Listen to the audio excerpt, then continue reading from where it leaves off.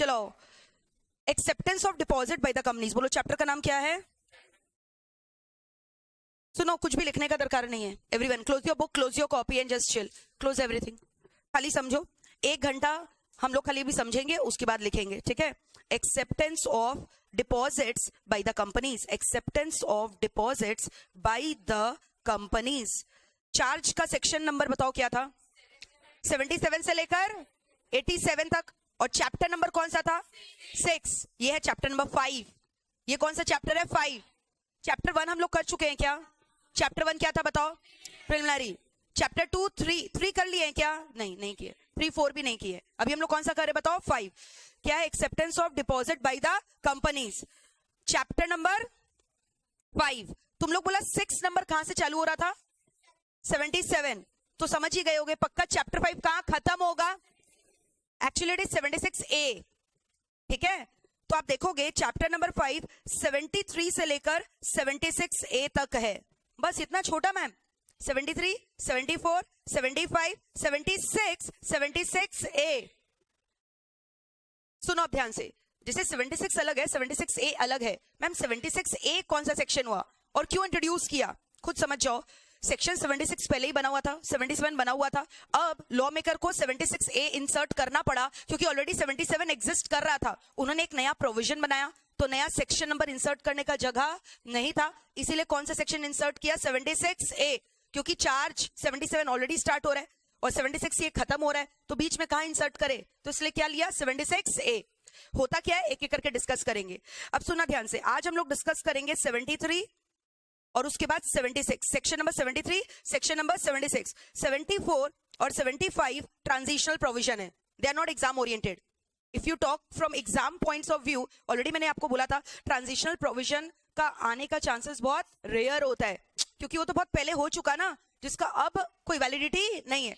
But फिर भी अगर पेपर टफ बनाना चाहे तो दे सकता है कि नहीं दे सकता है? हाँ। तो हम लोग को पढ़ना चाहिए कि नहीं? हाँ, सभी तो पढ़ रहे हैं हम लोग। तो 74, 75 बहुत ईजी है।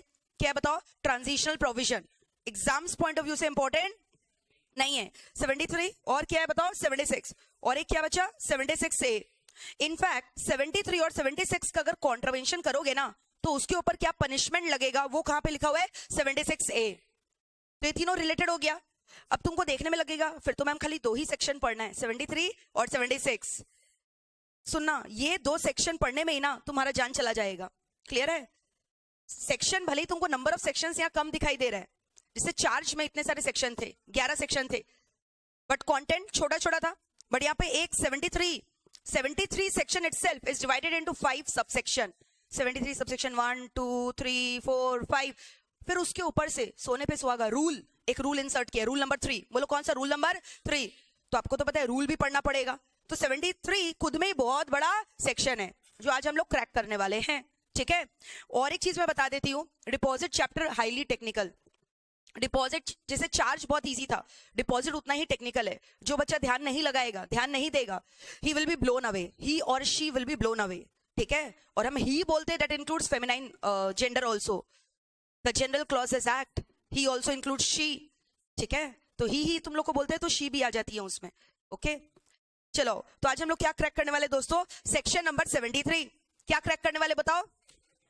Section number 73 talks about prohibition on the acceptance of deposit by the companies. बोलो क्या? Prohibition on the acceptance of deposit by the company. सुना ध्यान से। No company shall accept deposit from the outsider. No company shall accept deposit from the outsider. Ma'am deposit का मतलब तो बताइए। बताएंगे। डिपॉजिट मतलब कोई भी sum of money, any sum of money. यानी एक कंपनी कोई भी बाहर वाले से कुछ भी रुपया एक्सेप्ट नहीं कर सकता। नो कंपनी, क्या बोला बताओ मैंने? नो कंपनी शैल मतलब क्या? मैंडेट की optional. No company shall accept deposits from the outsider, from the outsider. Ma'am एक सेकेंड, क्या मजाक कर रहे हो? एक बात बताइए, जो कंपनी का शेयर होल्डर होता है वो कंपनी का क्या शेयर नहीं खरीदता? वो तो पैसा देके ही खरीदता है। तो कंपनी तो उससे पैसा एक्सेप्ट कर लिया। सुनो, वो हो गए मेंबर। वो कौन हो गए? मेंबर। हम यहाँ मेंबर लोग का बात नहीं कर रहे हैं, हम यहाँ पे किसका बात कर रहे हैं? आउटसाइडर। किसका बात कर रहे हैं? आउटसाइडर। फॉर एग्जाम्पल मान लो MEPL करीना को इतना अच्छा लगता है ना, करीना डेली आकर बोलती है कि मैम 1 लाख रुपया रखिए ना, आज मेरी तरफ से रखिए, इसको रखिए। हम नहीं रख सकते, नॉट अलाउड। समझ में आ रहा है? फिर इसको देखकर इन लोग भी आ जाता है, मैम हम लोग के पास ज्यादा रुपये है, 2 लाख रुपया रखिए, ये बोलती है 10,000, वो बच्चा बोलता है 20,000, रखिए ना मैम, हम लोग चाहते हैं हम लोग का भी कुछ कंट्रीब्यूशन रहे एमईपीएल में, हम लोग का डिपॉजिट रखिए ना, हम लोग को शेयर वगैरह नहीं चाहिए, हमको पता है आप शेयर नहीं देंगे, रुपया रखिए ना, ऐसे ही रखिए, कंट्रीब्यूशन हम लोग का। I am not allowed to accept that, इसको बोलते हैं डिपॉजिट। समझ में आ रहा है? बट कुछ कुछ डिपॉजिट हम ले सकते हैं, ऐसे 18 आइटम है जो I am allowed to accept, जो हम लोग नेक्स्ट क्लास में पोस्टमार्टम एनालिसिस करेंगे। बट अभी तुम यही समझो, डिपॉजिट का मतलब कोई भी सम ऑफ मनी, कोई भी सम ऑफ मनी आउटसाइडर से कंपनी एक्सेप्ट नहीं कर सकता। क्या आप ले सकते हो करीना मेरे से रुपया? क्योंकि आप कौन हो? अरे इंडिविजुअल हो, हम लोग यहाँ कंपनी का बात कर रहे हैं, समझ में आया? और हम तुमको अगर स्कॉलरशिप दे रहे हैं, रिवॉर्ड मनी दे रहे हैं, वो तो तुम लोग रख ही सकता है, क्लियर? वो इलीगल है, क्या लेना? नहीं। वापस से बोलो, क्या बोला? No company shall accept deposit from the outsider except for eligible public company, except for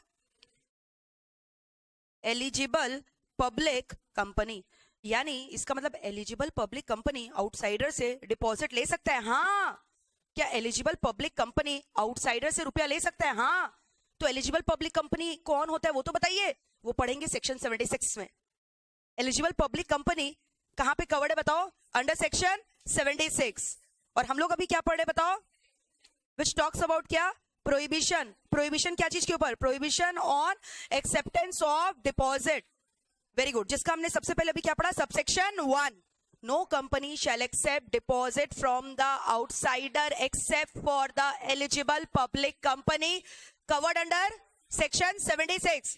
eligible public company defined under section 76, ठीक है? एलिजिबल पब्लिक कंपनी होता कौन है मैम? बड़ा company. For a time being आप समझ लो कौन होता है बताओ? बड़ा कंपनी। एलिजिबल पब्लिक कंपनी कौन होता है बताओ? बड़ा कंपनी।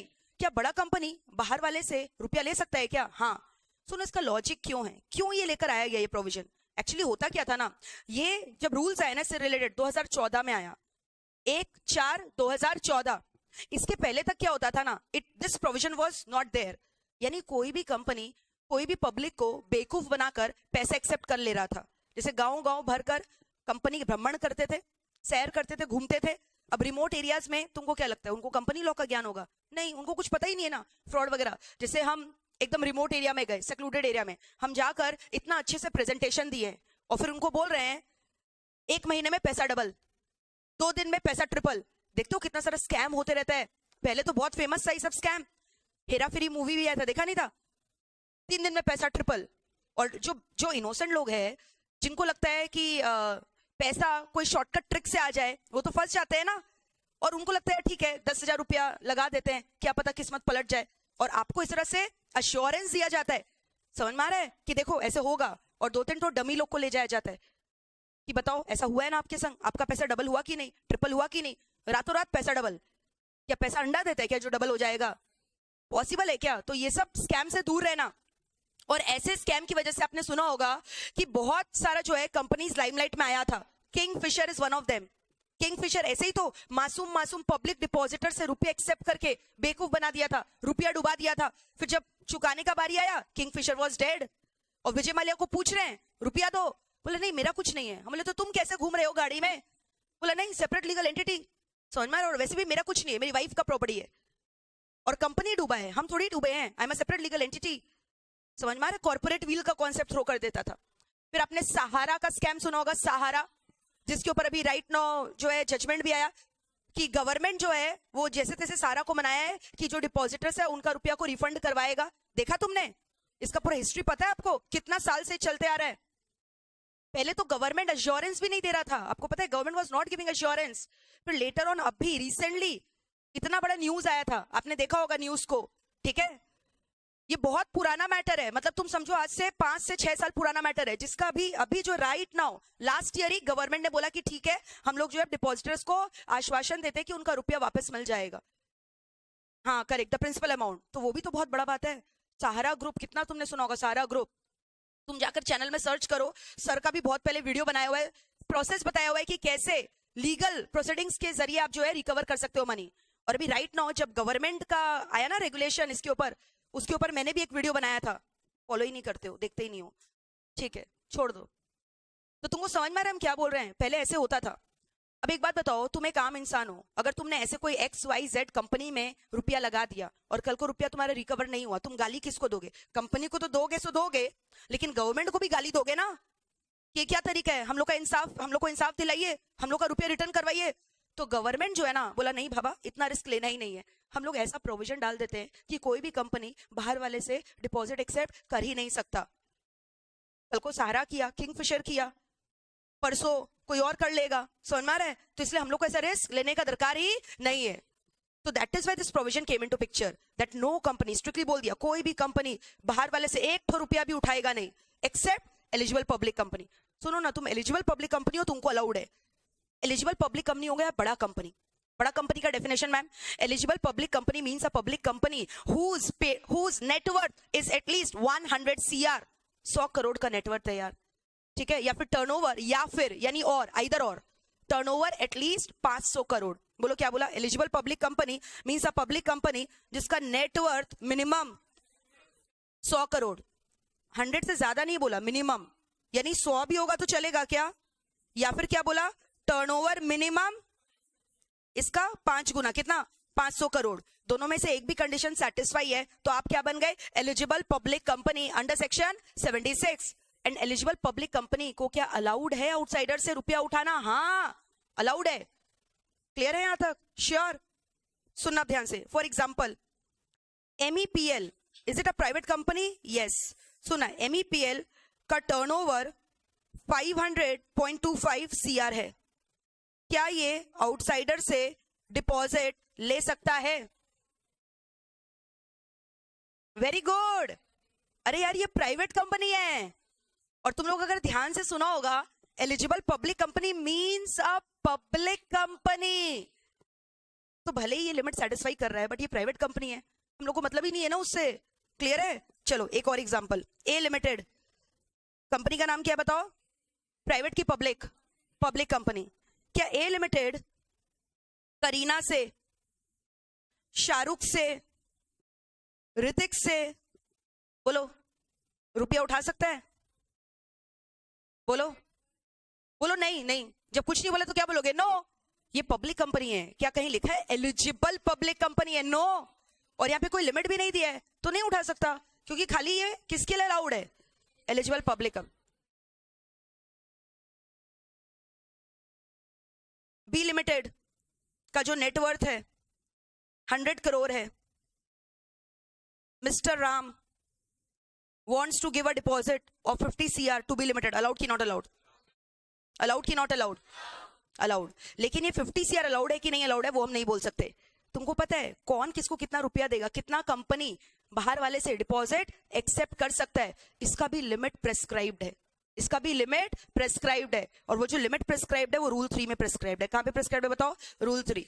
रूल 3 चैप्टर का नाम बताओ। रूल लिखना आता है तो कैसे लिखते हो? Rule 3 of the companies bracket, companies act नहीं लिखते हो, कंपनीज ब्रैकेट में चैप्टर का नाम, acceptance of deposit by companies bracket close, rules 2014।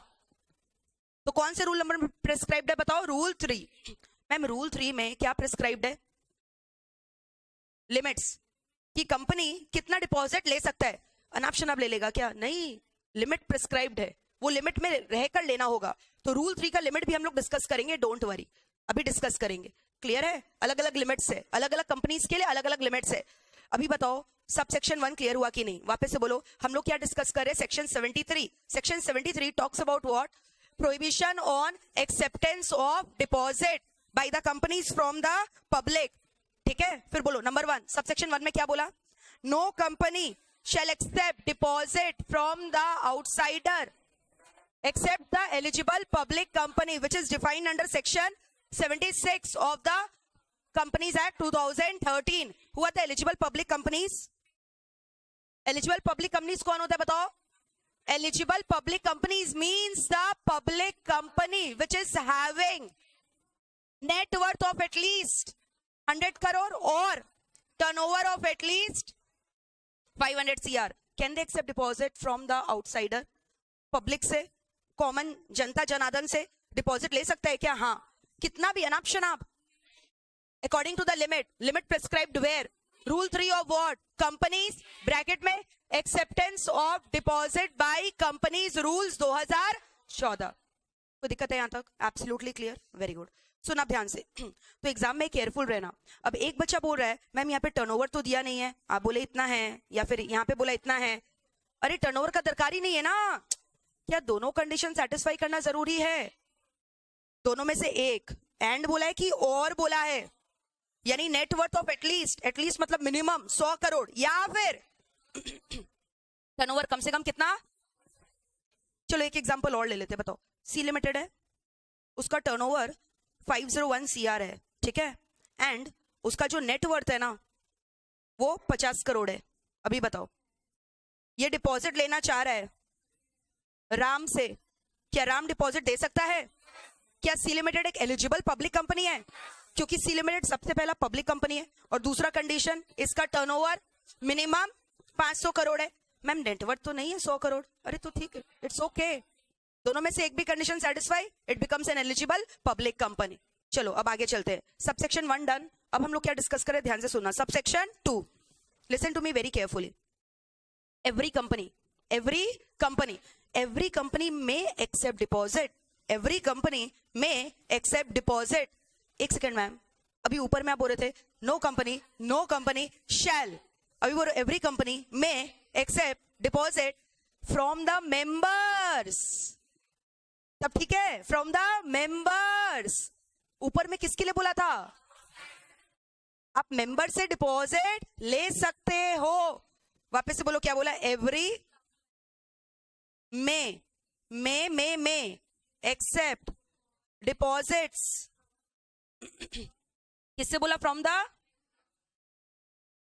After satisfying all the following 6 conditions laid down in clauses A to F, A से लेकर F, यानी subsection 2 के अंदर 6 तो क्लॉजेस है।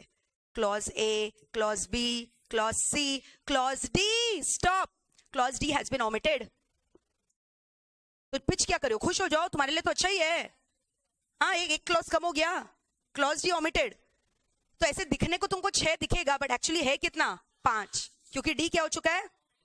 फिर क्या है? क्लॉज ई, क्लॉज एफ। 6 हुआ ना, लेकिन उसमें से एक क्लॉज डी क्या हो चुका है? ओमिट। क्लियर है? तो ओवरऑल कितना कंडीशन अभी राइट नाउ कंपनी को सेटिस्फाई करना है? 5। यानी तुम ऐसे ही मेंबर से हलवा नहीं है, डिपॉजिट ले लोगे, तुमको ये 6 कंडीशन क्या करना पड़ेगा? सेटिस्फाई। टू बी एक्चुअली क्या होगा बताओ? टू बी मोर प्रिसाइज कितना होगा? 6 की 5। वापस से बोलो, क्या बोला? Every company may accept deposit from the members of the company after satisfying all the following 5 conditions. 6 condition, कुछ भी लिखना चलेगा, ठीक है। अब सुनना, जैसे अब कुछ बच्चे बोलेंगे वो 5 है क्या, तो ABCDE ऐसे नहीं करना। क्लॉज का नंबर चेंज कर दोगे क्या? तुमको F तक ही लिखना है। You have to write it till F where D has been omit. D हट चुका है, ठीक है। तो यानी ये 6 कंडीशन बोला सेटिस्फाई करने, कि 6 में से एक ठो करने से चलेगा? ऑल द 6 कंडीशन, ऑल सारा का सारा 6 कंडीशन इसको क्या करना पड़ेगा? कंप्लाई करना पड़ेगा। तब जाके ये किससे ले सकते हैं डिपॉजिट? पब्लिक बोला कि मेंबर? जो बच्चा पब्लिक बोल रहा है वो सुबह पहले सस्ता नशा करके आया है। समझ में आ रहा है? अरे अभी तो तुम ऊपर बोला यार तुम पब्लिक से ले ही नहीं सकता। पब्लिक मतलब कौन? आउटसाइडर। समझ में आ रहा है? ये जो हम लोग पढ़ रहे हैं ये किसके लिए पढ़ रहे हैं? बोलो जोर से, ठीक है। किससे ले सकते हैं? After satisfying all the 6 conditions laid down in clause A से लेकर एफ तक, where clause D has been omitted. अब एक एक करके सारे क्लॉजेस को जानना चाहोगे?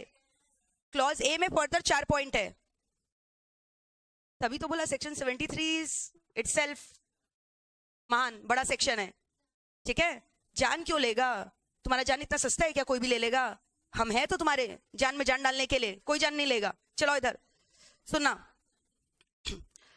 73 सबसेक्शन 2, बोलो कितना क्लॉजेस है? कितना डंडा हुआ? 1 2 3 4 5 हो गया। बोलो एक और होगा ना, बोलो क्या लिखे? Clause A, clause B, clause C. अच्छा जी नहीं है ना? क्लॉज क्लॉज डी हो गया हम लोग का। हाँ, हम पढ़ा दिए क्लॉज डी, पढ़ा दिए तो ठीक। एक क्लॉज हो गया, बताओ कितना छोटा सा था। जोरदार तालियां क्लॉज डी के लिए।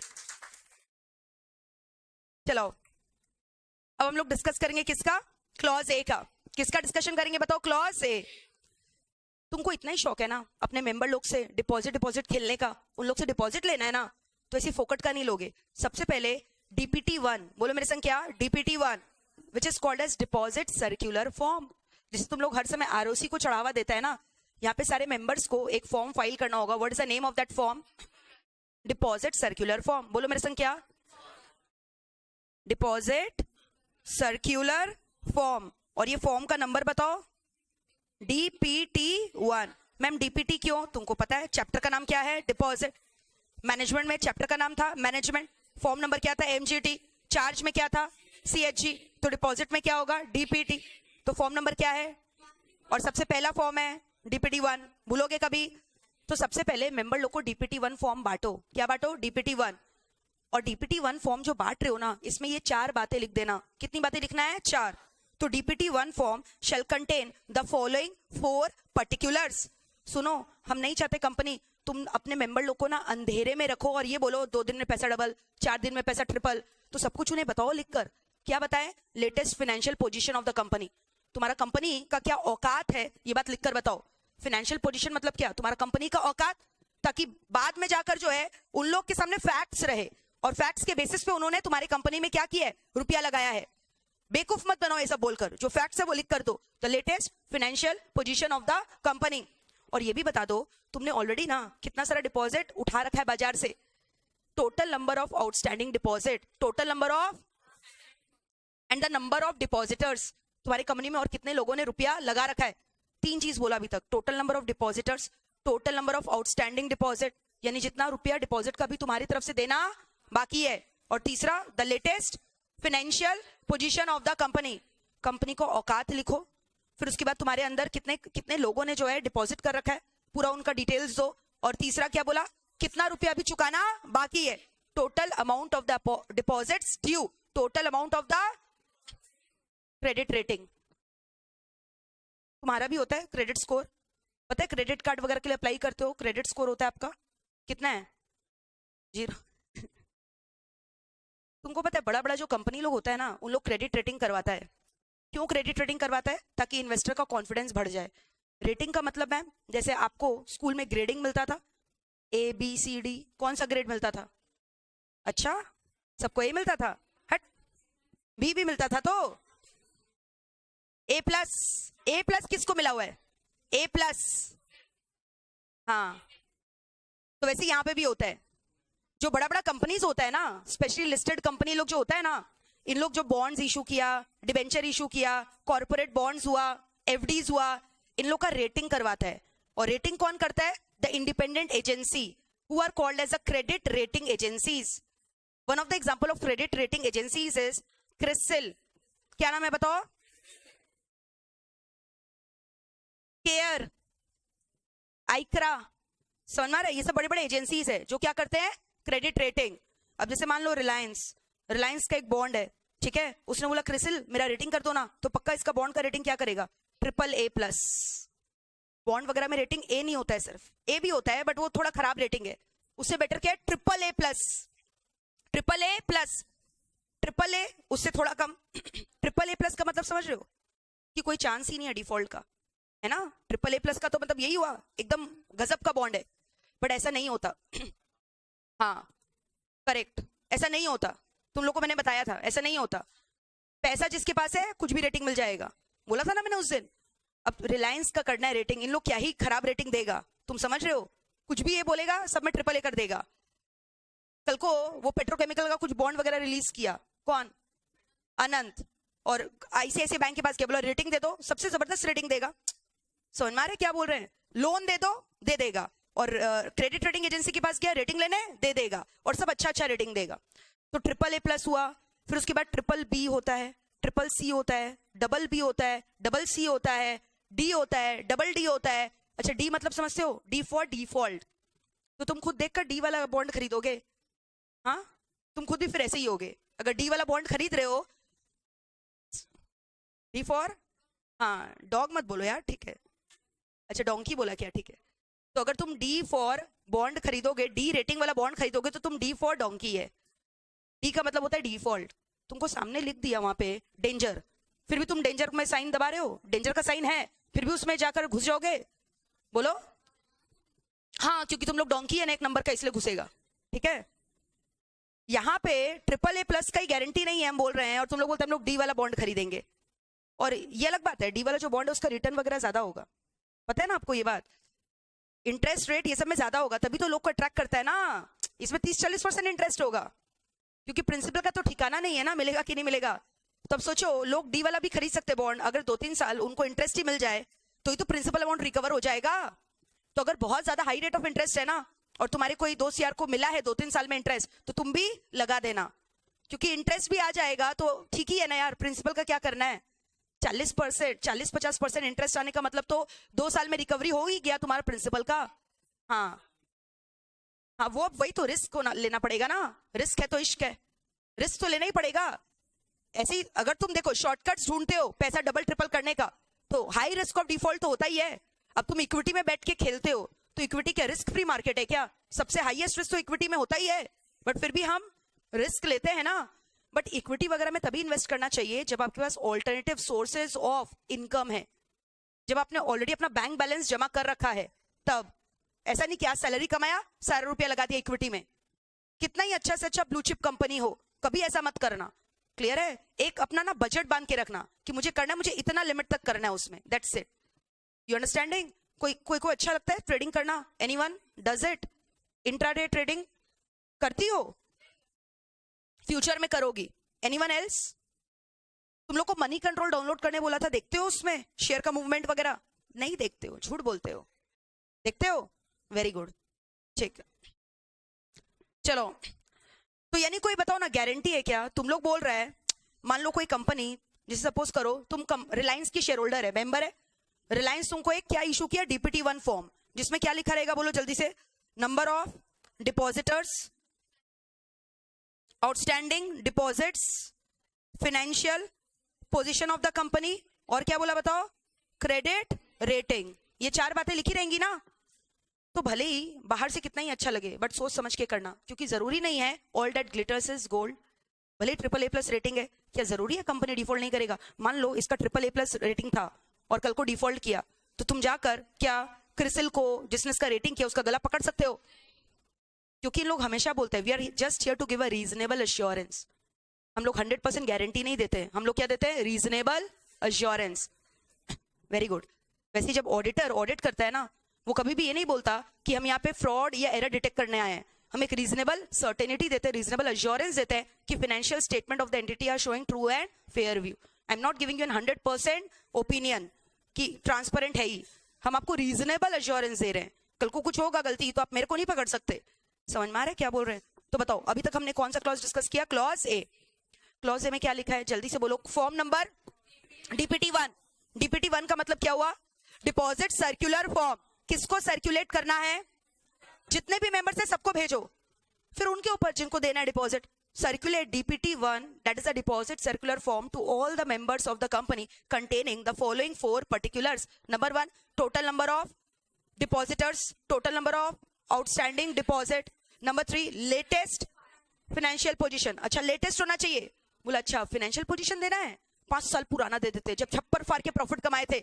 Latest financial position of the company. And number 4, credit rate. Simple. एक बात बताओ, तुम बोल रहे हो DPT-1 फॉर्म हम लोग को देना है, किसको? मेंबर लोग। बिना पूजा किए, बिना गणेश जी को प्रसाद चढ़ाए कोई भी काम का शुरुआत करते हो क्या?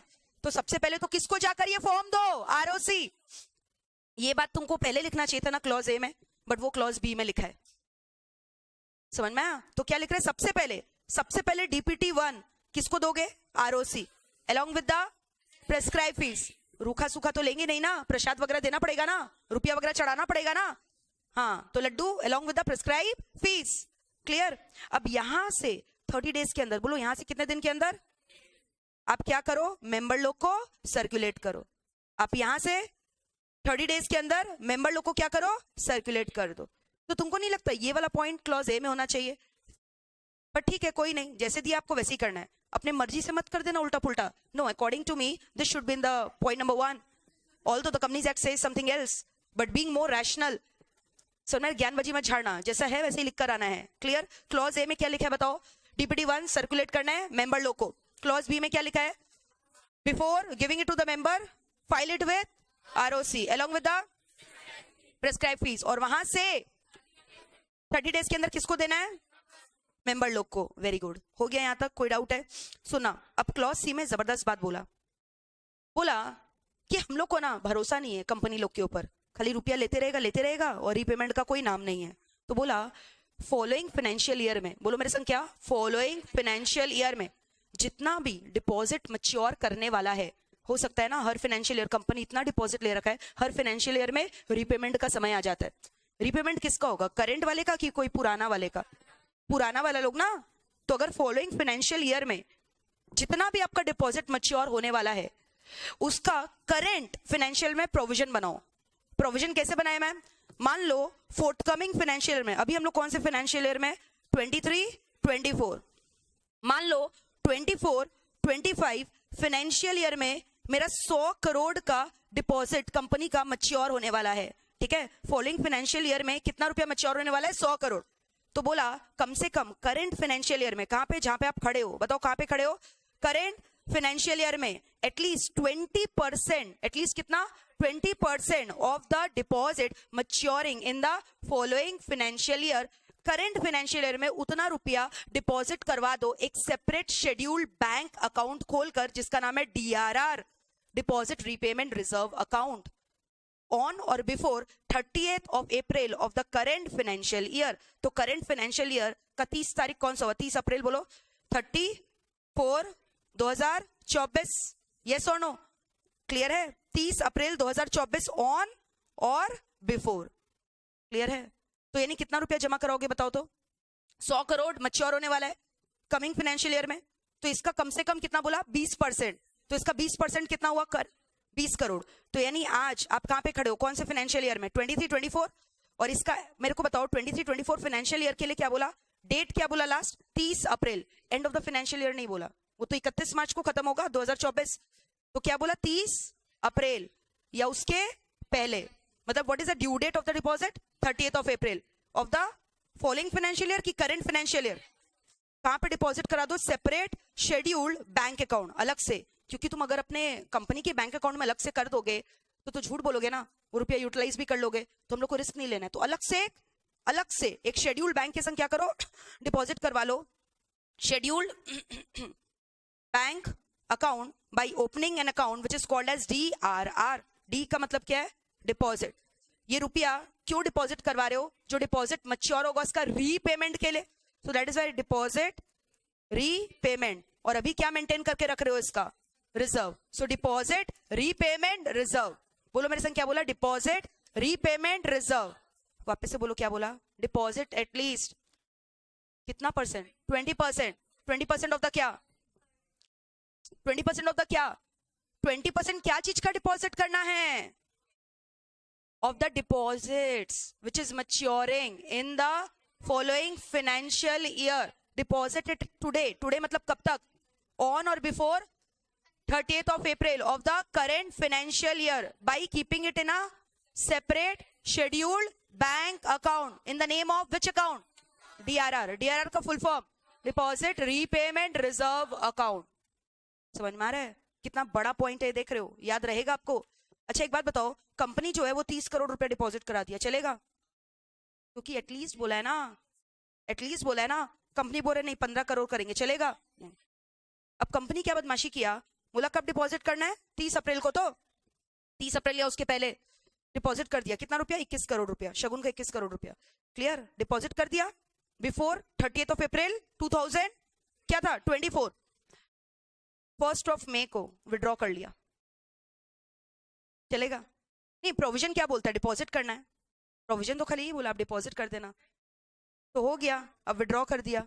Very good. इसमें से हम लोग रुपया वगैरह विड्रॉ नहीं कर सकते जब तक डिपॉजिट का रिपेमेंट नहीं कर दिया. एक बात बताओ, जब भी लॉ को फॉलो करते हो तुमको नहीं लगता law should be followed fully with spirit and not only in writing? एक जगह पढ़ाए थे, याद करो. ठीक है? तो लॉ को पढ़ना है कैसे? With full spirit. ऊपर ऊपर से नहीं पढ़ना है, नॉट इन राइटिंग। मतलब हम तुमको एक ड्यू डेट दिए तो तुम डिपॉजिट करके दूसरा दिन रुपया विड्रॉ कर लेगा? बताओ, बोलेगा कि हाँ यहाँ पे तो यही लिखा है, हम तो कर दिए प्रोविजन को कंप्लाई। ऐसे नहीं होता है भाई। whenever you are following law, law should be followed with full spirit and not merely in writing. Are you through with this? 3 तो क्लॉजेस हो गया। पहला क्लॉज जल्दी से बोलो, DPT 1 circulate to the member containing the 4 particular. Number 2 ROC को देना है और वहां से 30 days के अंदर मेंबर्स को देना है। Very good. और नंबर 3 20%, कम से कम कितना परसेंट? 20%। सुनो अब clause D omitted. Clause D जानना चाहोगे क्या था? हमको पता है तुम लोगों बोला हट गया तो छोड़ दीजिए ना। जब भी लॉ पढ़ते हो, लॉ शुड बी क्या? Studied with full spirit. तो जानो तो क्या था क्लॉज डी में? सुना है क्या? हाँ सुन लो, थैंक यू वेरी मच। सुनो, अरे नहीं सुना है तो फिर क्यों रेगुलर स्टूडेंट क्यों बने हो? खाली फिर वही सब देख लो जाकर, रिवीजन मैराथन वगैरह। समझ में आ रहा है? तो सुनो ध्यान से, एक एक चीजों को इतना क्रिस्प में पढ़ा रहे तो पूरा अंदर जाकर घुस कर पढ़ो ना। क्या है क्लॉज डी? पता है क्या बोला? क्लॉज डी इतना घटिया बात बोला ना, क्योंकि कंपनीज लोग के लिए वायबल नहीं है। क्लॉज डी बोला कि सुनो तुम लोग ये जो डिपॉजिट वगैरह ले रहे हो ना, इसका इंश्योरेंस करवाओ। इंश्योरेंस तो इंश्योरेंस कंपनी क्या फ्री में करेगा? उसके लिए क्या लेगा? प्रीमियम लेगा। मतलब लॉ मेकर्स आप बोलना क्या चाह रहे हो? एक तो मेरे को रुपया का तंगी है, हम लोग से जैसे तैसे रुपया इकट्ठा किए, फिर वो रुपया इंश्योरेंस प्रीमियम में दे दे। बोलो इंश्योरेंस कंपनी को इंश्योरेंस करवाने के लिए, तो फिर मेरे पास बचेगा ही क्या? फिर हम डिपॉजिट ले ही क्यों? प्रीमियम देने के लिए इंश्योरेंस कंपनी लोग को। और वैसे भी इंश्योरेंस कंपनी भी ना प्रीमियम लेने से और इंश्योरेंस करने से डिपॉजिट का डरेगा। बताओ क्यों?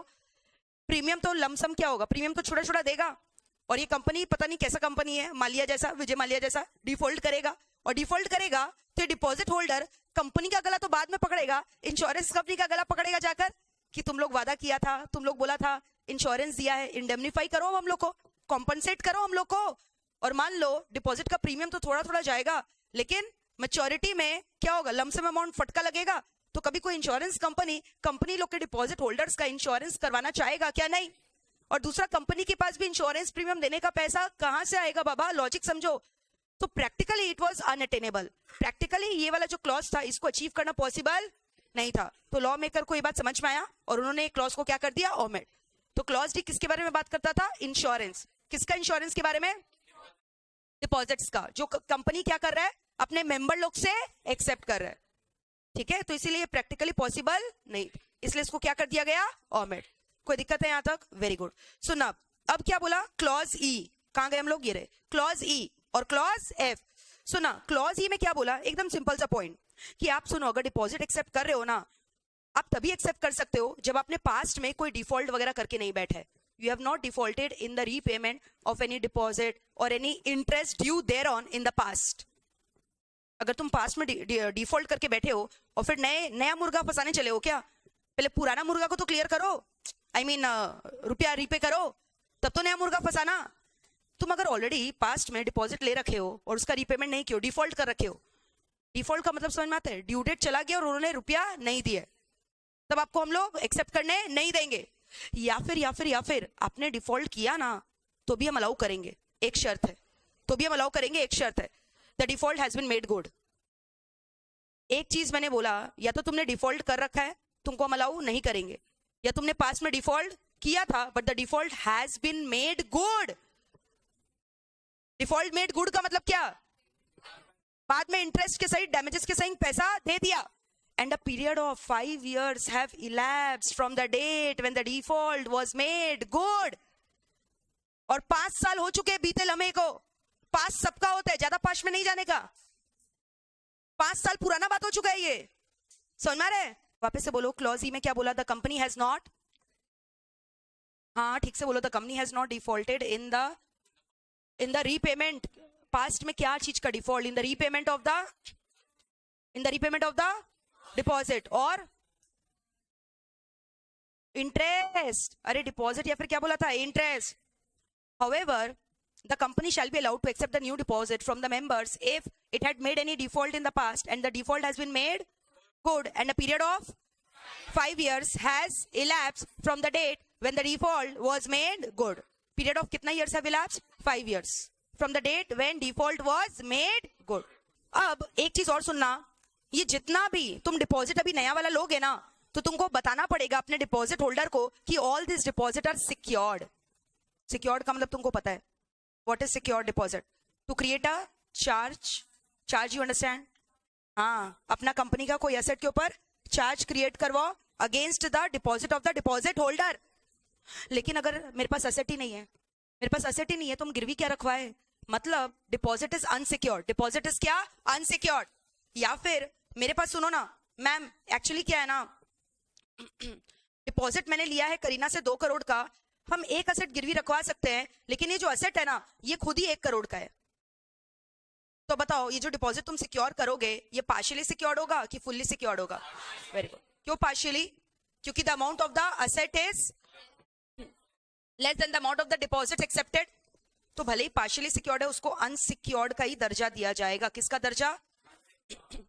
तो अगर आप जो डिपॉजिट ले रहे हो वो अगर अनसिक्योर्ड है या पार्शियली सिक्योर्ड है, तो उसको आप एज अनसिक्योर्ड डिपॉजिट बोलकर हर जगह सर्कुलेट करो। DPT1 सर्कुलर फॉर्म में भी बताओ और एडवर्टीजमेंट में भी बताओ। यानी अपने डिपॉजिट होल्डर को अंधेरे में नहीं रखना है, जो भी फैक्ट है उनको बता दो। अगर आपका डिपॉजिट अनसिक्योर्ड है, शैंतन ध्यान कहाँ है, अगर आपका डिपॉजिट अनसिक्योर्ड है या फिर पार्शियली सिक्योर्ड है, तो ये बात आपको किसको बताना पड़ेगा? जितने भी मेंबर लोग को आप DPT1 सर्कुलेट कर रहे हो ना, तो DPT1 में ये बात भी लिख देना कि जो डिपॉजिट हम लोग क्या आपसे रेस करेंगे वो मेरा अनसिक्योर्ड है। क्लियर है? और कहाँ बता देना? एडवर्टाइज करके बता देना, दोनों जगह बता देना, ताकि जो भी तुमको रुपया दे उनको पता है कि उनका जो डिपॉजिट है वो क्या है? अनसिक्योर्ड। उसके अगेंस्ट कंपनी का कोई भी एसेट को मॉर्गेज या फिर चार्ज उसके ऊपर क्रिएट नहीं किया गया।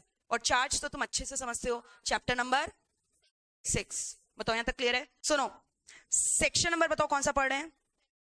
सबसे पहले क्या पढ़े? सबसेक्शन 1। बोलो मेरे संग, everyone with full energy. No company shall accept deposit from the outsider except for the eligible public company defined under section 76। Very good. Eligible public company क्या होता है? ऐसा पब्लिक कंपनी जिसका नेटवर्थ कम से कम 100 करोड़ है या फिर जिसका टर्नओवर कम से कम 500 करोड़ है। Very good. दोनों में से एक होने से चलेगा, दोनों में से एक होने से चलेगा। सबसेक्शन 2 में क्या बोला? Every company may accept deposit from its member after satisfying all the 6 conditions laid down in clause A से लेकर F तक। clause D has been omitted। clause A circular DPT circulate form, सारे member को circulate करना है। 4 points होना चाहिए। Total number of outstanding deposit, total number of depositor, latest financial position of the company, credit rating of the company. फिर उसके बाद clause B में क्या बोला? सबसे पहले आरओसी को चढ़ावा दो, वहां से 30 दिन के अंदर सारे मेंबर लोग को चढ़ा दो। सी में क्या बोला? At least 20% of the deposit maturing in the following financial year shall be deposited by the company by opening a separate scheduled bank account which is called as a DRR reserve account in the current financial year on or before 30th of the April of the current financial year। Clause D omitted. Clause E में क्या बोला? जल्दी से बता दो। Clause E में क्या बोला? जल्दी बोलो। पास सबका होता है, अगर डिफॉल्ट किया अलाउ नहीं करेंगे, लेकिन डिफॉल्ट गुड कर दिया है तो अगर 5 साल बीते लम्हे हो चुके हैं डिफॉल्ट गुड करने से, तब अलाउड है। क्लॉज एफ में क्या बोला? सिक्योर्ड होना जरूरी है। अगर अनसिक्योर्ड है या पार्शियली सिक्योर्ड है, उसको अनसिक्योर्ड डिपॉजिट बोलकर सबको गांव में ऐलान कर दो, DPT फॉर्म में भी और एडवर्टाइजमेंट करके भी। That's it. Are we through with this? बहुत ज्यादा फास्ट हो गया था, आई नो, बट तुम लोग समझ गए होगा सारा। ठीक है? क्या बोल रहे? 2x का स्पीड में था, बट तुमको उतना काबिल बना दिया गया है कि तुम 2x स्पीड को पकड़ लेगा, ट्रेन छूटेगा नहीं तुम्हारा। ठीक है? क्लियर है क्या यहां तक? अरे 5वीं बार रिवीजन करवा रहे हैं, इसलिए तो इतना फास्ट बोले, तुम्हारा टाइम बचाए हैं, है ना? 30 सेकेंड्स में पूरा प्रोविजन डन। क्लियर यहां तक? चलो अब रूल 3 डिस्कस करेंगे। क्या क्वेश्चन यहीं से आता है या फिर यहां से आता है? ये जो भी डिस्कस किया ना A से लेकर F तक, अभी क्या डिस्कस करें बताओ? रूल 3। रूल 3 में क्या बोला? ध्यान से सुनना। रूल 3 ऑफ द, बोलो, of the companies acceptance of by rules. ठीक है? इसमें लिमिट्स प्रिस्क्राइब्ड है। क्या प्रिस्क्राइब्ड है बताओ? सुनना ध्यान से। लिमिट्स किस किस का? अलग अलग बाइफर्केशन कर दिया है, कौन सा कंपनी कितना रुपया एक्सेप्ट कर सकता है in the form of deposit. ठीक है? सबसे पहले है एलिजिबल पब्लिक कंपनी। बोलो क्या है?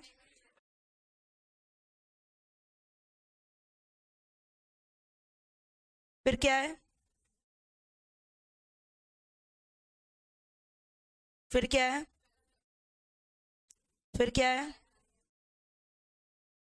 नहीं आईएफएससी प्राइवेट कंपनी जब लिखा तो वहां पे क्या आ गया, आईएफएससी भी आ गया। और फिर क्या लिखा है बताओ, आईएफएससी पब्लिक कंपनी।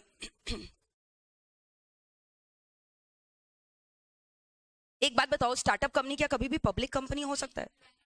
आपको पता है स्टार्टअप कंपनी का मैंने बोला था 3 एंटिटी हो सकता है, इधर it can be a LLP और अ रजिस्टर्ड पार्टनरशिप फर्म और अ प्राइवेट कंपनी। तो यहाँ तो कंपनी का बात कर रहे हैं, तो कौन सा कंपनी आएगा? बोलो, स्टार्टअप प्राइवेट कंपनी, या फिर ऐसा private company which is satisfying all the following 3 condition. ऐसा private company which is satisfying all the following, ये 3 कंडीशन क्या होता है मैं बताऊंगी बाद में। क्लियर है यहां तक, कोई दिक्कत? तो यानी ये 6 बाइफर्केशन में हम लोग को डिस्कस करना है। कितना बाइफर्केशन बताओ, वापस से बोलो क्या क्या 6 बाइफर्केशन है, जल्दी जल्दी एवरीवन विथ फुल एनर्जी बोलो। Number 1 eligible public company, number 2 public company, number 3 private company, number 4 IFSC public company, and number 5 startup private company, and the last one private company which is satisfying following 3 condition. सुनना, अब eligible public company में भी ना 2 company का बात करेंगे, government company, non government company. बोलो क्या क्या, एक लिखा नॉन गवर्नमेंट कंपनी और एक क्या लिखा बताओ, गवर्नमेंट कंपनी। एक क्या लिखा बताओ, नॉन गवर्नमेंट कंपनी और एक government company. I hope you know what is a government company. Section 2 clause 45, very good, section 2 clause 45। Government company means a company in which at least 51% of the paid up share capital is either held by the CG or by the SG or SGs or by partly by CG and partly by one or more than one SGs, and also includes subsidiary of public company of the government company। Government company का subsidiary ना, कोई दिक्कत है यहां तक? तो ma'am non government company का definition, अरे है तो, जो गवर्नमेंट नहीं है वो नॉन गवर्नमेंट नहीं, क्या है तो जो गवर्नमेंट नहीं है वो, कोई दिक्कत यहां तक? सुनो, अब हम लोग सबसेक्शन 1 और सबसेक्शन 2 में 2 बार डिस्कस किए, एक डिपॉजिट फ्रॉम आउटसाइडर और दूसरा डिपॉजिट फ्रॉम द मेंबर। 2 लोगों से डिपॉजिट ले सकते हैं ना, बोलो एक क्या बोला, डिपॉजिट फ्रॉम, बोलो डिपॉजिट फ्रॉम मेंबर्स, और एक क्या बोला, डिपॉजिट फ्रॉम, कोई दिक्कत यहां तक? चलो अभी सुनना ध्यान से, एलिजिबल पब्लिक कंपनी का अगर मैं बात करूं, क्या एलिजिबल पब्लिक कंपनी आउटसाइडर से रुपया ले सकता है? बोलो हाँ, और मेंबर से? हाँ, मेंबर से तो कोई भी ले सकता है ना, आउटसाइडर से भी ले सकता है और मेंबर से भी। फिर मैंने आपको बोला था लिमिट मैं आपको बताऊंगी, अनाप शनाप नहीं लेगा, लिमिट है ना। तो अब सुनना ध्यान से, अगर नॉन गवर्नमेंट कंपनी है, कौन सा, लेकिन नॉन गवर्नमेंट कंपनी कौन सी कैटेगरी का, एलिजिबल पब्लिक कंपनी, अगर ये मेंबर से लेगा मैक्सिमम कितना ले सकता है, 10%, आउटसाइडर से मैक्सिमम ले सकता है 25%। कोई दिक्कत यहां तक? बताएंगे, रुको तो अभी, किसका 10% किसका 25% बताएंगे लास्ट में, अभी तुम परसेंटेज याद रखो। क्लियर है यहां तक? वापस से बोलो, if I talk about deposit from members, कितना परसेंट ले सकता है, 10%, आउटसाइडर से कितना ले सकता है, 25%। सुनो, गवर्नमेंट कंपनी को तुम ज्यादा बोल नहीं सकते, अच्छा दोनों मिलाकर कितना हो गया, 35%, 35 का लिमिट याद रहेगा। गवर्नमेंट कंपनी को तुम ज्यादा नहीं बोल सकते, मेंबर से इतना लीजिए ना, आउटसाइडर से इतना लीजिए ना, दोनों मिलाकर मैक्सिमम 35%, यानी कि ए प्लस बी मिलाकर मैक्सिमम कितना ले सकते बताओ, 35%। मैक्सिमम कितना ले सकते बताओ, 35%। किसके केस के लिए, eligible public company which is a government company. कोई दिक्कत है यहां तक?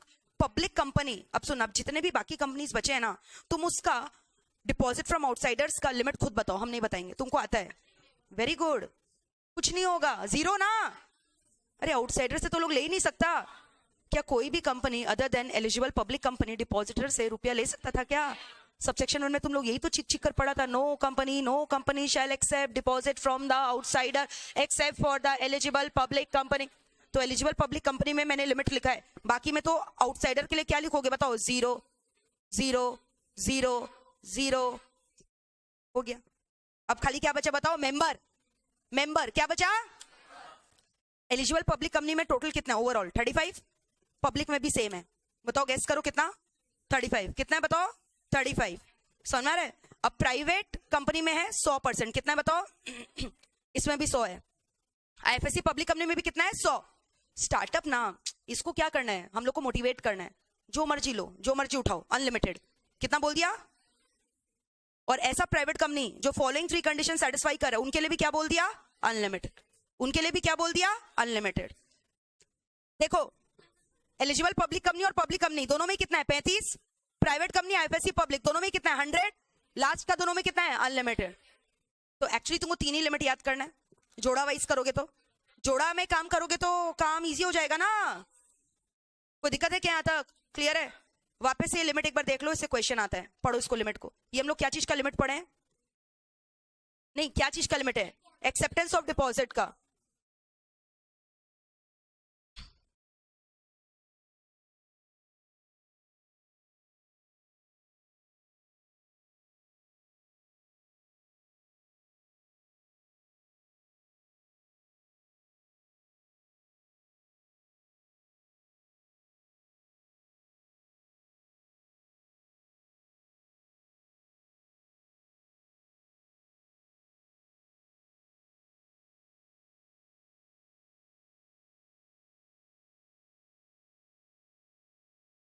समझ गए? तो बोलो क्या बोला? ये जितना भी परसेंटेज है किस पे कंप्यूट होगा? Paid up share capital plus free reserves plus securities premium. कोई दिक्कत है यहाँ तक? सुनना, फॉर एग्जांपल कंपनी का, let us take one example, paid up share capital जो है 50 करोड़ है, कंपनी का फ्री रिजर्व्स मान लो 20 करोड़ है, सिक्योरिटीज प्रीमियम मान लो 10 करोड़ है, ठीक है। ए लिमिटेड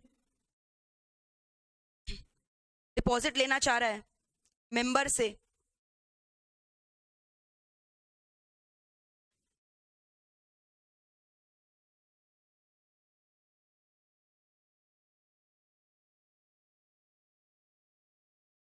बताओ ले सकता है कि नहीं? इतना रुपया का, कंप्यूटर एंड टेल मी। तुम्हारे पास सारा प्रोविजन है, इंटरप्रेट करो और मेरे को आंसर बताओ। ए लिमिटेड डिपॉजिट लेना चाह रहा है अपने मेंबर लोग से 32 करोड़ का, ले सकता है कि नहीं? नहीं ले सकता। Very good. नहीं, एलिजिबल पब्लिक कंपनी का मेंबर लिखे हैं यहाँ पे, मेंबर लिखे हैं। मेंबर बोल, आउटसाइडर थोड़ी बोल रहे हैं। तुम लिमिट काउंट करो ना। अरे यहाँ पे मैंने बोला कि एलिजिबल पब्लिक कंपनी है, तो तुमको क्या लेना है? Public company. Public company maximum कितना ले सकता है बताओ? 35% ना। तो अगर तुम ये तीनों ऐड करोगे तो कितना आ रहा है? 80, 80 का 40% कितना हुआ बताओ? 35%, सॉरी 35% कितना हुआ? 80 का 35% करो, कितना आ रहा है? 35% ले सकता है ना। तो 28 CR आया ना। और इन लोग कितना लेना चाह रहे हैं? ले सकता है क्या? नहीं। अब तो कितना ले सकता है? 28 CR। कुछ समझ में आ रहा है? चलो एक तो एग्जांपल और पूछते, जवाब देना। Securities premium, free reserves, paid up share. Free reserves क्या होता है? कंपनी का PL credit, general reserve, accumulated profit ना, ठीक है। चलो एक एग्जांपल और देते हैं, इसका जवाब देना। यही है, हाँ। But now the company is B private limited.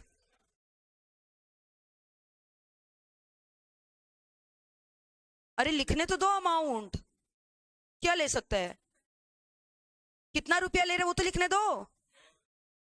100 crore का डिपॉजिट लेना चाह रहा है मेंबर से। अब बताओ, बताओ हाँ या ना?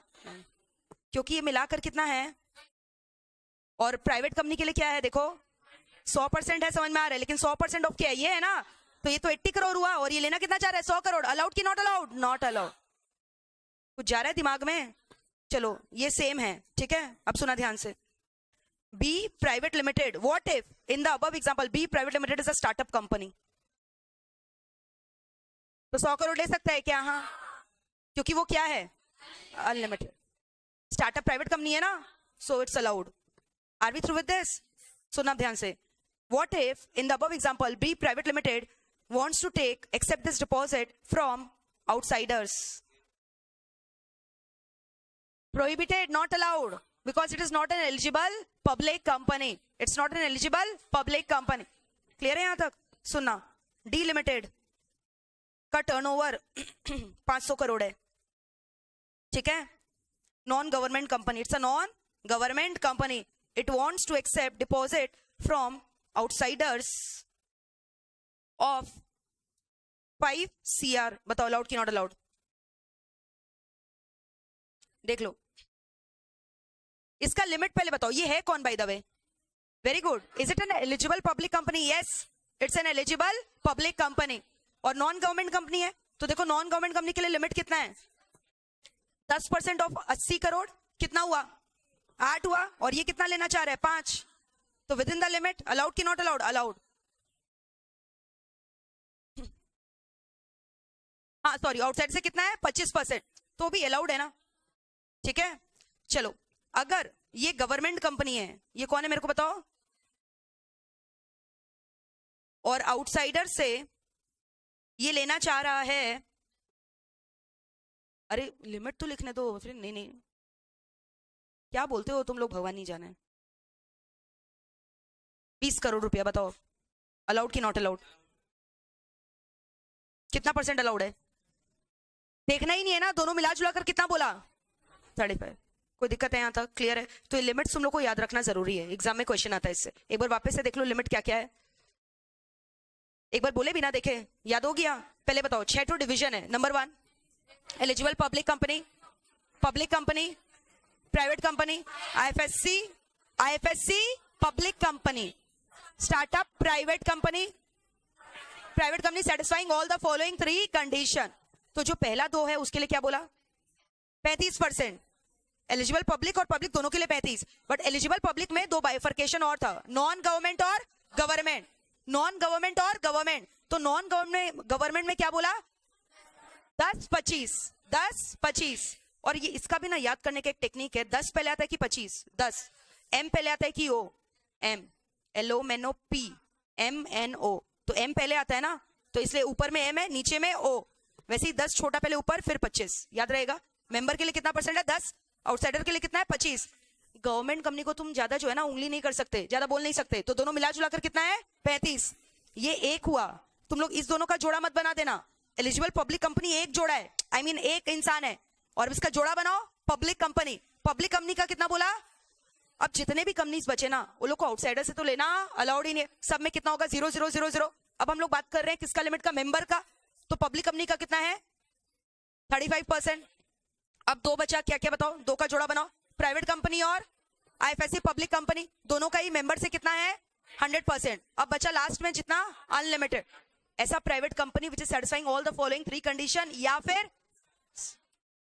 Very good startup private company. और स्टार्टअप तो वैसे भी प्राइवेट ही होगा ना, क्या public company can be startup company? आपको याद है ना स्टार्टअप कंपनी क्या हुआ करता था? क्या होता था स्टार्टअप को? क्या बेनिफिट मिलता था? 3 साल का टैक्स बेनिफिट। क्या स्टार्टअप कंपनी कंपनीज एक्ट में डिफाइंड है? कहां डिफाइन है? Very good, DPIIT, department of for promotion of industry and internal trade, याद है ना? स्केलेबल बिजनेस मॉडल, और जिसका turnover shell not exceed 100 crore rupees in any of the preceding financial year, और जिसको पैदा हुए 10 साल से ज्यादा नहीं हुए, and which should not B form by the splitting up reconstruction of the existing companies. याद आ रहे हैं सब? Scalable business model, capacity of employment generation and wealth creation, था ना DPIIT? पूरा हम लोग साइट भी खोलकर देखे थे। Very good. तो ये सारा लिमिट्स याद हो गया क्या? जल्दी से बताओ, कोई दिक्कत? अच्छा, अब एक चीज देखो, यहाँ क्या बोला है? ऐसा private company which is satisfying all the following 3 condition. तो ऐसा कौन सा प्राइवेट कंपनी है जो क्या 3 कंडीशन को सेटिस्फाई करेगा? सबसे पहला condition, this private company should not be a subsidiary company और एन एसोसिएट कंपनी। बोलो क्या? दिस कंपनी, हम लोग 3 कंडीशन का बात कर रहे हैं ना, बोलो पहला कंडीशन क्या बोलता है? Private company should not be a subsidiary भी नहीं होना चाहिए और एसोसिएट भी नहीं होना चाहिए। दूसरा क्या बोल रहा है? आप ध्यान से सुनना, नॉट डिफॉल्टेड इन लोन। बोलो क्या बोला? नॉट डिफॉल्टेड इन लोन, कोई लोन वगैरह का डिफॉल्ट नहीं करना चाहिए। अब एक कंडीशन है वो थोड़ा और पेचीदा है, ध्यान से सुनना क्या बोला। Listen to me very carefully.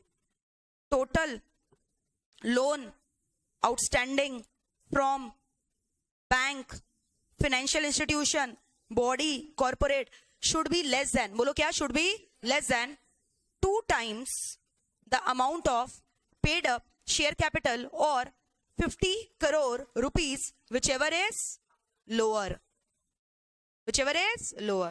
बाप रे, क्या था ये? चक्कर आ गया। सुनना, एकदम सिंपल है। मान लो एक ऐसा प्राइवेट कंपनी है, सुनोगे क्या? ऐसा प्राइवेट कंपनी है जिसका paid up share capital 20 crore है, ठीक है, तो इसका ट्वाइस कितना हुआ, ट्वाइस बोला है ना, ट्वाइस बोलो कितना है 40 CR और 50 CR which ever is lower, तो लोअर क्या हो गया 40 CR। यानी ऑलरेडी ये जो bank, financial institution, body corporate से लोन ले रखा है ना, वो पक्का किससे कम होना चाहिए 40 CR से। ऑलरेडी जो इसका लोन पेंडिंग है, तुम और डिपॉजिट लेने चले ना तो तुम्हारा पुराना लोन तो देखे कितना है, तो जो तुम्हारा पुराना लोन पेंडिंग है ना, it should be less then twice the amount of the paid up share capital और 50 crore rupees whichever is lower. ठीक है, कोई दिक्कत है, पक्का, श्योर, क्लियर। फॉर एग्जाम्पल मान लो तुम्हारा paid up share capital 10 lakh ही है, अब बताओ कितना, लिमिट क्या होगा 20 लाख और 50 crore which ever is lower, तो कितना हो गया 20 लाख। यानी तुम्हारा आउटस्टैंडिंग लोन किससे कम होना चाहिए 20 लाख से। तुम खुद सोचो ना, लोअर क्यों हो गई लिमिट। एक ऐसा कंपनी जो इतना छुटकू है, इसका paid up share capital 10 lakh है और तुम उसको लिमिट 50 करोड़ हायर वाला दे दोगे, उतना तुम्हारा आउटस्टैंडिंग लोन हो सकता है, तब तो पक्का डिफॉल्ट करेगा, तो इसलिए लोअर वाला लिमिट होगा ना। So the outstanding loan from कहां से, बैंक्स, फाइनेंशियल इंस्टीट्यूशन या फिर body corporate, should be less then 20 times नहीं 2 times the amount of the paid up share capital, और 50 लाख मत कर देना, करोड़ है यहाँ पे, 50 crore rupees whichever is lower. For example company का paid up share capital 30 crore है, अब बताओ इसका डबल कितना हुआ 60 और 50 विच एवर इज लोअर, तो मैक्सिमम कितना आउटस्टैंडिंग लोन हो सकता है 50 करोड़। 50 करोड़ से भी कम, लोअर देन बोला है ना 50 crore, less than equal to नहीं बोला, क्या बोला शुड बी लेस। क्लियर है, तो ऐसा कंपनी के लिए लिमिट कितना बोला, कितना रुपया ले सकता है मेंबर लोग से, अनलिमिटेड। अनलिमिटेड था ना वहां पे लिमिट, संभाल पा रही हो सब, हाँ सब ऐड करके, banks, financial institution, body corporate. एक कंपनी दूसरे कंपनी को भी लोन दे सकता है, उसको लिग्स बोलते हैं, LIGS, loan investment guarantee security. तुम लोग याद करो, कहीं पे लिग्स पढ़ाया भी था तुम लोग को, इंटर कॉर्पोरेट लोन। यहां तक क्लियर है क्या, बताओ जल्दी से, कोई डाउट है, श्योर, वापस से बोलो। ऐसा private company which is satisfying all the following 3 condition. Number 1, such a private company should not be an subsidiary or an associate. Number 2, does not defaulted on loan, and number 3, the total loan outstanding from banks, financial institution, body corporate, बोलो आगे, shall be less than कितना, twice the amount of the, very good, twice the amount of the paid up share capital or 50 crore whichever is lower। कोई दिक्कत है क्या, यहां तक पूरा क्लियर है, चलो वेरी गुड। सुनो अब एक चीज और समझ लो, कहां तक हम लोग डिस्कस कर लिए बताओ, सबसेक्शन 2 तक कर लिए ना, सबसेक्शन 1 हो गया, सबसेक्शन 2 हो गया, और लिमिट्स भी पूरा हो गया अच्छे से। 3, 4, 5 कर ले क्या आज, तब 73 खत्म हो जाएगा ना। 3, 4, 5 में 3 मिनट लगेगा, अब बोलो करे कि नहीं करे। 1 और 2 ही मेन था, अब 3 में बताओ ना, तुमको हंसी आएगा क्या लिखा है इन लोग। अच्छा एक चीज और सुन लो, एक चीज भूल गए बताना तुम लोग को, ये देखो ऊपर में क्लॉजेस था ना ए से लेकर F तक, ये फॉलो करने के लिए क्या करना होगा, ये फॉलो क्यों करना पड़ता है, मेंबर लोग से डिपॉजिट लेने के लिए, मेंबर लोग से ना।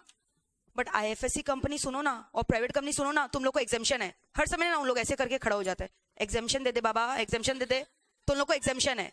तो उनके कटोरे में लॉ मेकर लोगों ने क्या डाला, बोला सुनो ABCDE सब एग्जेम्प्टेड, तुम लोग खाली क्लॉज F फॉलो करेगा ना, तुम लोग मेंबर लोग से लोन डिपॉजिट ले सकते हैं। लोन बोलो डिपॉजिट एक ही बात है, कुछ भी रुपया लिया मतलब deposit. Should I repeat again, private company और IFSC, देखियो भर भर के एग्जामिनेशन हर जगह किसको मिला है, प्राइवेट कंपनी, IFSC या फिर सेक्शन 8, यहाँ सेक्शन 8 नहीं बोला है, क्या बोला बताओ, प्राइवेट कंपनी और IFSC, इन लोग के लिए क्या बोला जल्दी से बोलो। अगर आपको मेंबर लोग से डिपॉजिट लेना है, you are exempted from following the condition laid down in clauses A to E, which means only by complying clause F of the subsection 2 of the section 73 you are allowed to accept deposit from the member। देख रहे हो कहाँ का, मतलब you have to check क्या बोल रहे हो तुम। अगर आउटसाइडर बोल दिए 0, आउटसाइडर से तो उन लोगों ले ही नहीं सकता। क्या प्राइवेट कंपनी ले सकता है आउटसाइडर से, खाली कौन ले सकता है, वेरी गुड, यहां तक पूरा क्लियर है क्या प्रोविजन। देखो अब तुम लोग से ना बहुत डर लगता है लॉ मेकर को, तो सबसेक्शन 3 में क्या बोल दिया कि सुनिए सुनिए सुनिए, आप लोग जो डिपॉजिट ले रखे हैं ना वो रीपे भी करना होगा। वाह, सुनिए सुनिए सुनिए, आप लोग जो डिपॉजिट ले रखे हैं ना उसका इंटरेस्ट भी देना होगा। अरे वाह क्या बात है, वाह वाह, मतलब तुम्हारा इंटेंशन पे इतना शक है ना, लॉ मेकर बेचारे इसके लिए अलग से जो है सबसेक्शन बनाए हैं. The companies shall repay the amount of the deposit along with the interest due thereon by the due dates or as per the terms and conditions laid down in the agreement. Company agreement दिया होगा ना deposit circular form में लिखकर कि इतने तारीख तक रुपया देंगे, इतना इंटरेस्ट मिलेगा. अग्रीमेंट बनाना पड़ेगा ना. अरे जब भी डिपॉजिट लेगा बताएगा ना तुमको, तभी तो तुम इन्वेस्ट करोगे. बिना इंटरेस्ट के दे दोगे क्या रुपया? इंटरेस्ट चाहोगे ना. और ड्यू डेट पता रहना चाहिए कि नहीं कि कब रीपेमेंट करेगा. क्या तुम इक्विटी में लगा रहे क्या? तो तुमको एक एक्सपेक्टेड ड्यू डेट भी तो पता होना चाहिए. 2 साल 3 साल मेरा प्रिंसिपल अमाउंट कब मेरे को रीपे होकर आएगा. तो बताओ कितना सिंपल सा पॉइंट बोला सबसेक्शन 3 में. कंपनी को क्या करना है? रीपे करना है. क्या चीज को? डिपॉजिट को भी और किसको? इंटरेस्ट को भी. कहां पे? बाय द ड्यू डेट, जो कहां स्पेसिफाइड है. अरे terms and condition laid down in the agreement. हो गया, सिंपल, वेरी सिंपल. क्लियर है? सबसेक्शन 4 क्या बोला? अगर तुम लोग ऐसा नहीं किया तो सबसेक्शन 4 आएगा. अगर तुम लोग ऐसा नहीं किया तो सुनो, ये जो कंसर्न डिपॉजिट होल्डर है ना, हम करीना से रुपया लिए थे, करीना का पैसा मार दिए, नहीं दिए. I have accepted deposit from Kareena because Kareena was a member of my company, but I have defaulted in the repayment of the principal as well as the interest, and the due date has gone. She's aggrieved. पीड़ित है ये. कहां जाएगी? इंसाफ लेने कहां जाएगी? NCLT. NCLT का दरवाजा खटखटाई. NCLT दरवाजा खोला, बोला क्या हुआ करीना, इंसाफ चाहिए. NCLT ने क्या बोला? मेरे को डायरेक्शन दिया, सुनो DA लिमिटेड पैसा चुकाओ करीना का, along with the damages, along with the interest. ठीक है? as per the terms and condition laid down in the agreement. अब ये बेचारी नहीं, बदमाश क्या कर रही है? NCLT को बोल रही है कि पता है मेरा जो रुपया नहीं मिला ना, NCLT आपको क्या क्या बताए, इंटरेस्ट नहीं मिला, रुपया नहीं मिला, इसकी वजह से ना मेरे को बहुत डैमेजेस सहन करना पड़ा. मेरा और भी जगह मेरे को इंटरेस्ट देना था, उन लोग मेरे ऊपर पार्टी लोग जो है पेनल्टी वगैरह लगा दिया. कोई नहीं, सारा डैमेजेस तुमको DA लिमिटेड से लेना पड़ेगा. मतलब हम इसको प्रिंसिपल देंगे, इंटरेस्ट देंगे और डैमेजेस भी देंगे. क्लियर है? हो गया सबसेक्शन 4 खत्म. मजा आ रहा है? 3-4 हो गया. 5 तो क्यों ही बोला पता नहीं. याद है हम तुम लोग को समय बोले थे DRR का रुपया क्या चीज के लिए यूज करोगे? Repayment of the deposit and shall not be used for any other purpose until the deposit amount has been repaid. Cannot be used for any other purpose. हो गया. Subsection 5 done.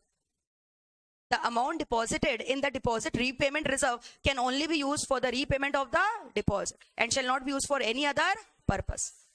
कैसा लगा? हो गया. डन. मजा आया करके? बफर हो रहा है नहीं? ठीक है, तो एकदम यहां तक लिखोगे अब. अच्छा सुनो, 73 डन क्या? 76 ऑल्सो डन. सुन लो, हाँ 76 डन. अरे बता चुके हैं. क्या है ये? Eligible public company means a public company which is having its net worth of minimum 100 crore or turnover of minimum 500 crore.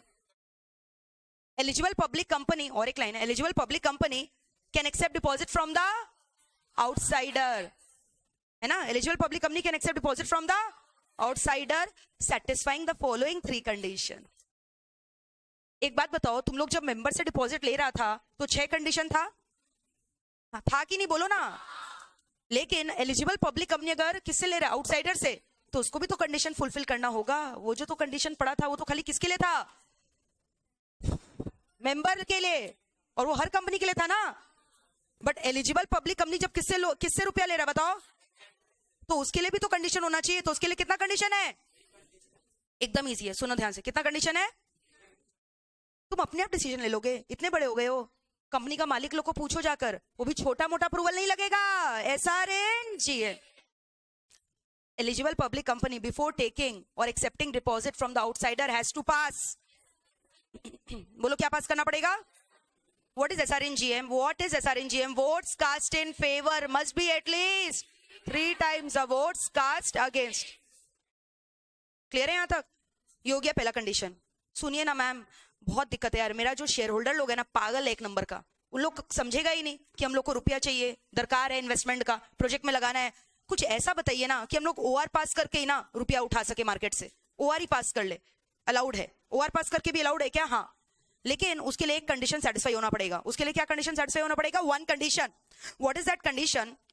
The condition says that present, बोलो क्या, प्रेजेंट बोरोइंग्स, बोलो क्या, present plus proposed borrowing, already जो तुम इतना borrowing कर रखा है प्लस और जो करने वाला है, present borrowing plus propose borrowing shall not exceed, shall be less than equal to, shall be क्या, less than equal to paid up share capital plus free reserves plus securities premium. तब allow करेंगे ORNGM. Generally speaking क्या पास करना पड़ेगा, एसआरएनजीएम। सुना आप ध्यान से, तुम लोग को याद है paid up share capital free reserve security premium मिलाकर हम लोग का कितना था, 80 CR था। तो कंपनी ऑलरेडी जो है ना 40 करोड़ का बोरोइंग कर रखा है और प्रपोज बोरोइंग अगर उसको ओआर पास करवाना है तो कितना ले सकता है, वेरी गुड, 40 ही ले सकता है ना उस लिमिट के अंदर। एक बात बताओ, 40 करोड़ ले चुका है, 30 और लेना चाह रहा है, अलाउड है क्या? ओआरएनजीएम करके ले सकता है क्या? 50 और लेना चाह रहा है, ले सकता है क्या? 40 ऑलरेडी ले चुका है, 50 और लेना चाहता है, ले सकता है? हाँ ले तो सकता ही है, एसआरएनजीएम, वहां ओआरएनजीएम नहीं करने देंगे, ले तो सकता ही है ना, क्लियर है? अच्छा प्रेजेंट कुछ भी हम लोग नहीं ले रखे हैं, ओआरएनजीएम पास करवा के और कितना ले सकते हैं, 80 ले सकते हैं ना, 80 CR, यस और नो? हमको 100 करोड़ चाहिए, हाँ SRNGM, you have to check that limit, which limit, मिलाकर क्या 35%, समझ मारे क्या बोल रहे हैं? वो वाला लिमिट भी तो होगा ना, रूल 3 में तो लिमिट प्रिस्क्राइब्ड है ना, संभाल लोगे क्या क्या बोला है? वहां पे लिमिट अलग था, यहाँ पे present borrowing plus proposed boring है, ठीक है? और तीसरा एकदम इजी, यस करो, ऑलरेडी पढ़ चुके हैं, क्रेडिट रेटिंग, क्रेडिट रेटिंग करवाना होगा, जो वहां पे भी था, कहां पे? अगर आप किससे रुपया ले रहे हो, मेंबर्स, एकदम सिंपल है, हो गया 3 कंडीशन। बोला एसआरएनजीएम पास करवा लो, एसआरएनजीएम पास करवाने का इच्छा नहीं है, ओआरएनजीएम चलेगा, लेकिन present borrowing plus proposed borrowing shall not exceed paid up share capital plus free reserve plus security premium and also credit rating shall be done, credit rating has to be done. कोई दिक्कत है क्या यहाँ तक? Member लोग के लिए अलग था, वो मेंबर लोग के लिए था, ये आउटसाइडर से है, वो मेंबर लोग के लिए था और ये किससे है, आउटसाइडर। कोई दिक्कत है क्या यहाँ तक, जल्दी बोलो। अच्छा एक बात बताओ, सुनो, स्टॉप टॉकिंग, सेक्शन नंबर कौन सा पढ़े अभी हम लोग, जल्दी से बताओ। सब सेक्शन 1 और 2 एकदम क्लियर है, हम दोबारा नहीं पढ़ा रहे हैं। सब सेक्शन 3 में क्या बोला था बताओ तो? Every deposit accepted by the company shall be क्या, रीपेड अलोंग विद द क्या, इंटरेस्ट एज पर द क्या, terms and conditions of the agreement. Sub section 4 में क्या बोला, फेलियर, अगर कंपनी क्या करेगा, फेल, तब जो कंसर्न डिपॉजिटर है वो कहां अप्लाई करेगा, एनसीएलटी, और एनसीएलटी क्या देगा, ऑर्डर देगा टू पे द सम ड्यू, या फिर अगर कोई इसको क्या हुआ है, या फिर डैमेजेस, है ना, and such other order as the tribunal में डीम फिट। और सबसेक्शन 5 में याद करो क्या बोला था, अरे डीआरआर की जो अमाउंट रखा है डीआरआर में, shall not be used by the company for any purpose other than the repayment of the deposit. कोई दिक्कत है यहाँ तक? Very good. अच्छा देख रहे हो रूल 3 में कितना कॉम्प्लिकेटेड तरीके से तुमको सारा लिमिट्स दिया गया है, और तुम लोग जो है 2 लाइन में सारा का सारा लिमिट्स कर लिया। यहां से पढ़ने का दरकार है क्या? 74 75 कौन सा प्रोविजन है, मैंने बोला था ट्रांजिशनल। 76 हम लोग पढ़ चुके हैं क्या? किसके बारे में बात कर रहे हैं? एलिजिबल पब्लिक कंपनी, ठीक है, हाँ। और एलिजिबल पब्लिक कंपनी में, एलिजिबल पब्लिक कंपनी क्या बोला बताओ, एक्सेप्ट कर सकता है क्या डिपॉजिट आउटसाइडर से? हाँ, वेरी गुड। और जो मैंने तुमको लिमिट बोला ना, कितना कितना लिमिट बोला बताओ, 100 करोड़ और 500 करोड़, वो रूल में प्रेस्क्राइब्ड है। वो कहां पे प्रेस्क्राइब्ड है? रूल, देखो लिखा है such turnover as may be prescribed, having such net worth as may be prescribed. तो हर जगह रूल याद करने का दरकार है कि नहीं है? नहीं। तुमको अमाउंट याद हो गया ना, 100 और 500 तुमको याद है कि नहीं बताओ? कोई दिक्कत है यहां तक? अच्छा एक बार ये देख लो, ये सारा क्लॉजेस कर लिए ना हम लोग, किसका क्लॉजेस है ये? और एक चीज खाली सुन लो फिर हम लिखवा देंगे। 73 सबसेक्शन 1 में क्या लिखा हुआ था? No company shall accept deposit from its outsider. लेकिन एक बात बताओ, मान लो एक बैंक है, क्या आपका आईसीआईसीआई बैंक में अकाउंट है? मेरा तो है, आपका कहाँ है? HDFC, axis bank, PNB, SBI, HSBC. तो रुपया दियो ना, एक सेकंड बताओ, रुपया दियो? तुम बैंक के रिश्तेदार हो, तुम बैंक के शेयर होल्डर हो, लेकिन आउटसाइडर हो, बैंक डिपॉजिट लिया तुमसे, अरे तो बैंक का तो धंधा ही ये है, उसको धंधा करने से रोक दोगे क्या? बैंक का तो काम ही है to accept deposit and lend loan to the public. Credit creation is because of the commercial bank. तो दे आर एग्जेम्प्टेड. उनको लेना अलाउड है ना. तो 73 सबसेक्शन 1 का प्रोविजन से किसको एग्जेम्पशन दिया गया है? बैंकिंग कंपनी, या कहना से एनबीएफसी, उनका भी तो यही काम है, या एचएफसी हाउसिंग फाइनेंस कंपनी, या any other company as CG में notify in consultation with RBI. कोई भी बैंक वगैरह को नोटिफाई कर दिया. क्लियर है? तो देखो 4 लोगों को एग्जेम्पशन मिला. किसको किसको? Banking company, NBFC, housing finance, other company specified by CG in consultation with the RBI. तुमको एनबीएफसी नहीं पता क्या होता है? एनबीएफसी क्या होता है ना, जिसमें कम फॉर्मेलिटी लगता है, जो बड़ा बड़ा लोन तुमको देता है, और इंटरेस्ट रेट भी क्या है वहां पे, ज्यादा चार्ज करता है. अगर तुमको लेस कंप्लायंसेस चाहिए तो लोग किससे लोन लेते हैं? एनबीएफसी. ठीक है, नॉन बैंकिंग फाइनेंस कंपनी. अच्छा एक बात बताओ मेरे को, सेक्शन नंबर 73 पूरा हो गया, 76 पूरा हो गया. 73 के अंदर हमने सब सेक्शन 2 के अंदर 6 क्लॉजेस किया, वहां पे रूल 3 किया. क्लियर है? एलिजिबल पब्लिक कंपनी के अंदर हम लोगों ने 3 कंडीशन किया.